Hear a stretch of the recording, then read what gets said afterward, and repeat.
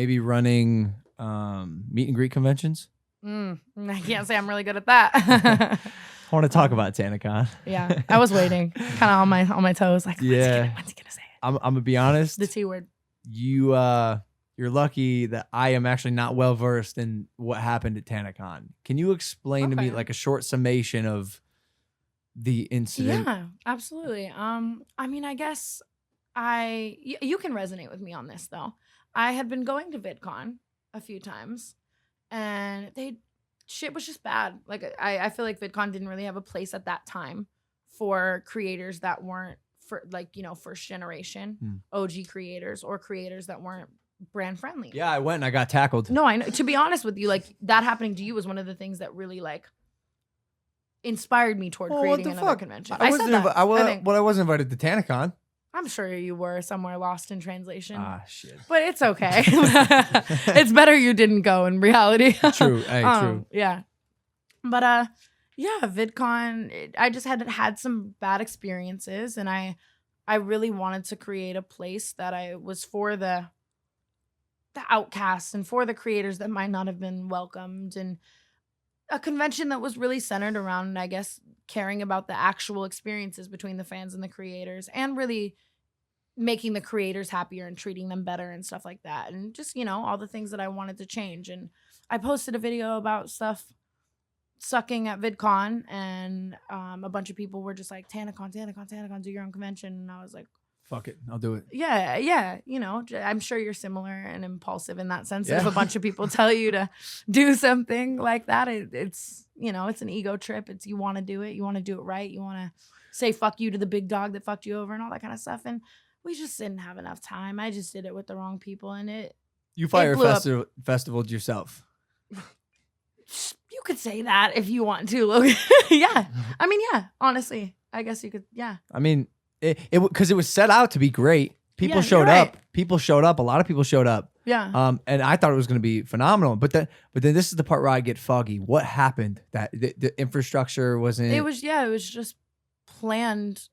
It was planned poorly. I did it with people that definitely didn't know as much about the convention space as I would have liked them to. And I think that there was a lot of rose-colored glasses, and I didn't really know like what was actually going on. I was just being told a lot of stuff. And I was also on this fucking giant ego trip of this is going to be perfect, and probably didn't want to see things for, like. How did you pick those people to help build it? I'd gone to some previous smaller conventions that they'd ran, and they ran really smoothly.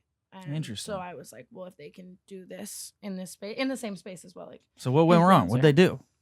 I think that security wasn't as good as it could have. And I don't want to say what they did, because at the end of the day, like, I chose those people. I made that decision, and I take full responsibility for it at the end of the day. Like, no matter how much they sucked, like I still chose that decision and still put my name on that, so to clarify that. But at the same time, I don't know, it just, the capacity was really bad. A lot of people showed up. It wasn't a big enough space. The security, the tickets, everything looked pretty, but when it came down to the logistics, shit just wasn't.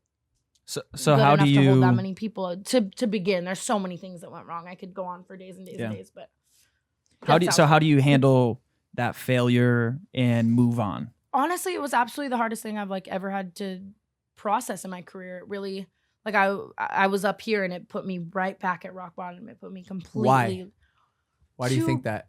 To be so passionate about something and want it to work with everything in you, and to put what you think is your hardest work and your soul into it, and it to just like blow up in front of your face and like fail is heartbreaking. To think that, to trust the wrong people and like see that happen is very, very heartbreaking. To let down thousands and thousands of your fans, to let down hundreds and hundreds of creators that you respect so much, to realize that for a long time that's going to tarnish your name in the industry, and so many things. It really, to realize that you were on such an ego trip, obviously, like, for a company to fuck you over and you always be the person that people like shit on or don't really give the time of day because you're not brand friendly and whatever, and you finally think you're doing something right, and you're on this hardcore ego trip about it, and you're just so excited and whatever, and then just to like be right back at rock bottom again, and everyone fucking hates you all over again. Everyone's like, what up, Who hated you? So many How people. was your image tarnished? I believe you're rock bottom. Are you kidding? I'm like, are you blind? I mean, Tana, like really, like just to put this in perspective, like me personally have done many fucking mistakes, as you know, and I'm dealing with like, I got real life repercussions. Yeah. I think I had a lot of that are very serious. Yeah. I think you're still very loved. I still think people on social media can easily get behind you because you're very likable.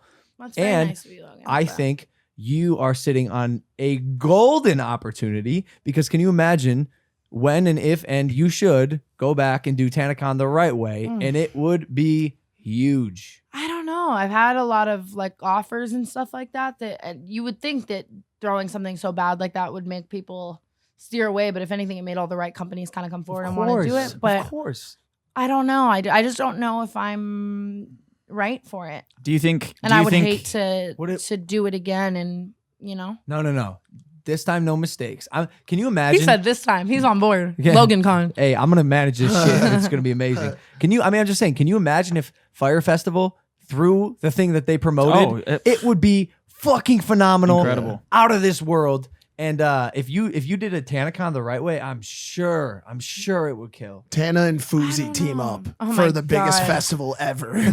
Fire Fest 2. That shit was crazy. Yo, honestly, the amount of press that the whole debacle brought like from TanacCon was crazy. Like the amount of articles I read about like what that meant for like influencer, like it was covered by every like ad age, like ad week, like everything. I mean, it was crazy. I just don't know. You know, at the end of the day, right now, like I want there to be great conventions. Like I'm just passionate about it. Like at the end of the day, if there's good conventions in the space for creators and YouTubers and stuff like that, that's what makes me happy. Even just seeing what something like Tanacon did to maybe make like VidCon reevaluate what they could have been doing wrong. Like since then, I've had like some talks with the people at VidCon and stuff like that, and just to see how much they've like grown and want to grow and want to care about like the Emma Chamberlains and the Antonio Garzas and the new creators and stuff like that is like really sick. So to see growth in the space, no matter what, is like what makes me happy. And I don't know. I'm a YouTuber for now. I don't know if convention planning. You're not going to be a convention consultant anytime soon.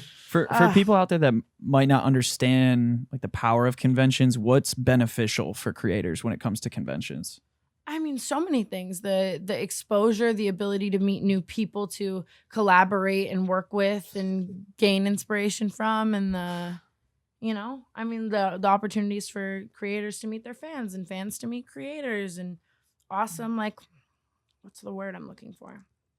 Like pop-ups and sick shit like on the inside and stuff like that. Like a fun experience overall. And I think in the YouTube space, it's exponentially so dope because it's bringing what you see on your screen, to real life. Exponentially so dope. Exponentially dope. I love that. I love it. I'm gonna use that in a pitch. I'll go.